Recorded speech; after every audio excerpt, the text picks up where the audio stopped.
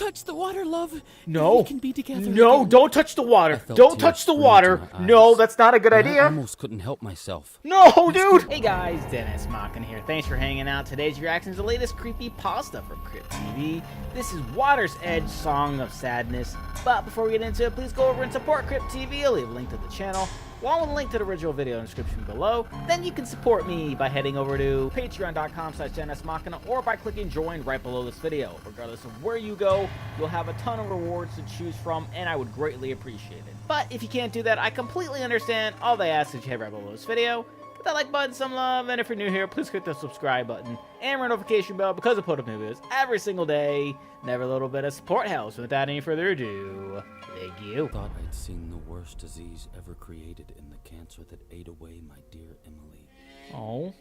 I thought watching her change into a brittle, twisted creature that bore no resemblance to the woman I married was the worst thing that would ever happen to me. That's so sad. I was wrong. The only thing I had left of Emily was her wedding ring, which I wore around my neck on a chain. Oh. Instead of a diamond, the ring held a purple gem. Purple That's is sweet. her favorite color. It was her favorite color. After the funeral, I drove out to our cabin on the edge of the forest. Despite pleas from family and friends, I just needed to be alone. And I kind of hoped to recapture some of the joy Emily and I shared in the early days. After all, the cabin was where I proposed. Perhaps some echo of that moment still lingers among the ancient oak trees and leaf-littered dirt paths, like a shaft of sunlight piercing through the dark That's so forest tragic. canopy. But the cabin had fallen into despair during Emily's illness, and all I found was wood rot and bad dreams. Reoccurring nocturnal visions of Emily, withered to a molted skeleton, shambling around the mossy planks of the cabin. When I reach out to try and touch her, she crumbles to ash in my hands. Oh. I went on evening walks to try and avoid the dreams, and it was on one of these walks that I discovered the pond. Oh Reflection no. of the full moon Not this shining on the pond. water's glassy surface. As I approached, the sound of crickets chirping and chittering night birds fell away to silence. A cool breeze whispered around me as if urging me forward. I stopped at the water's edge and took a deep breath of the fresh night air. And the second I exhaled, a sense of calm I hadn't felt in months washed over me. I just stood there, appreciating the serenity of this hidden place. It was a scene that felt as though it had been created just for me and no one else. And that's when I saw her. For a moment, I thought I'd fallen into another one of my dreams. But Oh no. the Emily I saw standing next to me in the water's reflection Oh my god. wasn't the wasted wrath I'd come to know in my sleep. No, she was beautiful again.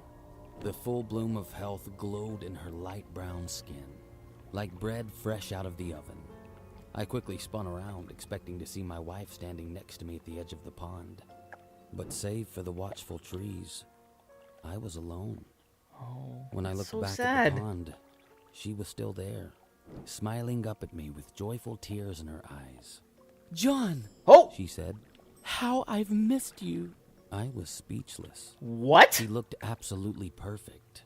I had almost forgotten how the flash of her smile could melt me. Emily, I've missed you so much. I finally managed to say. She smiled and said, Touch the water, love. No. We can be together. No, again. don't touch the I water. felt Don't tears touch the spring to water. my No, eyes. that's not a good and I idea. almost couldn't help myself. No, dude. I nearly leapt in the water. Oh no. But something stopped me. Good. It was something about her voice. It really was Emily's, but at the same time, It wasn't. it felt so unfamiliar. Something was off about it. There was this tinkling quality, like the sound of wind chimes in an ill-tempered wind. It's hid time for behind you to the run, calmness sir. in her voice. It was her, but it wasn't. When she saw my hesitance, she reached out of the pond and slipped her hand into mine. I gasped. Oh.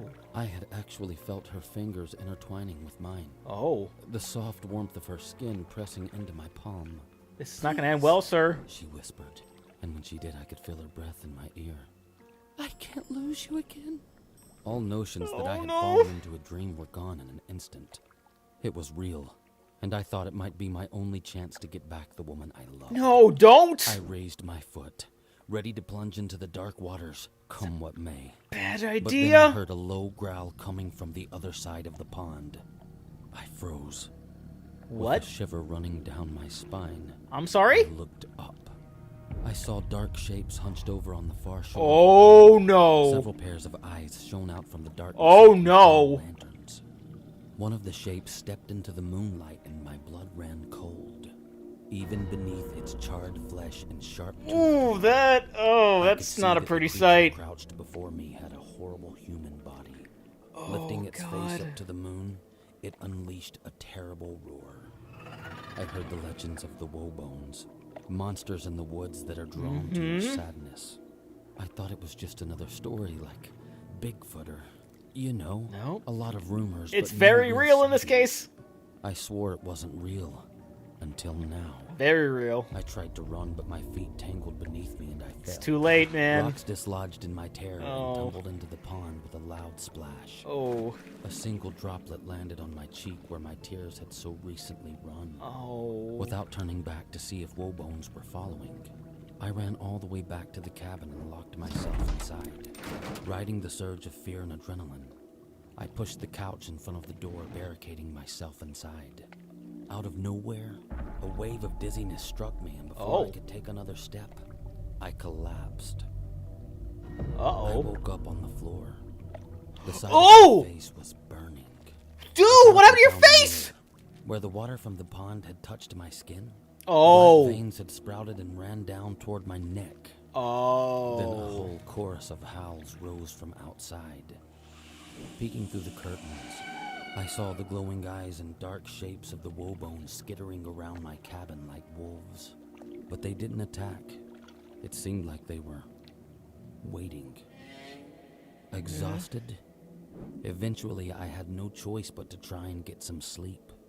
I tossed and turned the rest of the night in the grip of an awful I fever. don't think you're getting sleep, Fire dude. burned at my muscles and my bones seemed to twist in their sockets. I found some sleeping pills and hoped to escape the pain for a while. But when I finally fell asleep, I had dreams of chasing a man through the woods, running him down and ripping his flesh with my teeth. Ugh. As his warm blood trickled down my chin. I feel like this isn't actually a dream. It was my own. I awoke to darkness. Again, the howls rose in a tragic unison outside. The pain had subsided when I got up Maybe to it go to was. the bathroom. But the face I saw in the mirror was not a human face. Dark animal eyes stared at me out of my own sockets. I didn't have teeth. There were fangs jutting out from my mouth. A sudden hunger stabbed my belly and I fell to my knees. You're not one of The them. cries of the Wobo outside pressed in on me, nearly driving me to madness. The monsters outside the door were waiting for me to join them. Yep. I grabbed the old hunting knife from the closet. The blade was a little rusty, but the edge was still sharp. I went out to the porch and sat down in the old wooden rocker with the knife. The Wobones howled and cried, but I knew they hadn't come for me. That was my choice. I held up my wife's wedding ring. Its purple stone shimmered in the darkness. Perhaps there was a way I could finally see Emily again. One quick, sharp stab of pain. Oh! You know the howls from the monsters in the woods? They sounded so beautiful, so welcoming. I realized it was a song. The Wobones were singing about their sadness, holding it up to the night sky like an offering of fresh meat. That makes sense. The hunger growled inside me, filling my head up with delicious bloody thoughts. All my pain was gone, and my fear was ebbing away like a bad dream does shortly after you wake up. So I decided to wait a little longer. Oh? I wanted to hear the end of their song. Oh. There'd be time enough afterward to decide what to do. So I decided to wait. And then you're gonna continue to wait. And then eventually sing the song along with them. Oh my god, that is... Oh, dude, that is a different type of horror right there. I can't even imagine being in his situation, having somebody who he clearly loved and just watching her wither away from cancer, and then, just trying to deal with it afterwards, and then going to the absolute worst place you could go to if you're grieving. And he just eventually became one of the monsters. He's going to become a part of that song, and they're all gonna be just grieving together. That's kind of poetic if you think about it. Before we go, I would like to give a huge whoa-bone shout out to all of my supporters on Patreon: Marvin Espinosa, Cruising, Wolverine310, and Jonathan19931. Thank you guys so much. And with that being said, comment down below, let me know what you thought about this creepypasta. Please leave a like if you enjoyed. Also, if you want to see past your reactions I've done to other creepypastas, got a nice playlist right up there full of videos for you. Share this video, subscribe if you haven't subscribed already, your notification bell because I put up new videos every single day. And I will see you guys next time.